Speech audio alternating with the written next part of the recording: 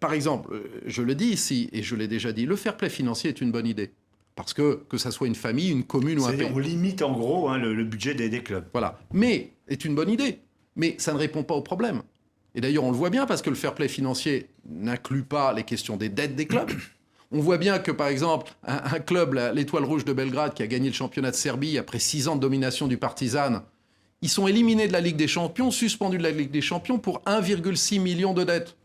Regardez ce qui s'est passé par d'autres. Donc, il y a un problème. Et le problème, c'est un problème d'inégalité, de redistribution. Aujourd'hui, pour 90% des joueurs, des clubs, des ligues, etc., c'est survivre. Et donc, ça explique ce qui se passe en Afrique, mais c'est aussi ce qui explique, par exemple, en France, où la France est devenue un pourvoyeur. C'est-à-dire que les clubs français font de la formation, et puis, d'une certaine façon, ils abandonnent leur champ sportive pour recevoir de l'argent de la Ligue anglaise et des clubs anglais pour pouvoir survivre économiquement. C'est-à-dire qu'on abandonne... Oui, pratiquement tous les joueurs de l'équipe de France jouent hors de France. Exactement. Et donc, c'est ces problèmes de déséquilibre qui, à mon sens, seront le défi prioritaire des années qui viennent.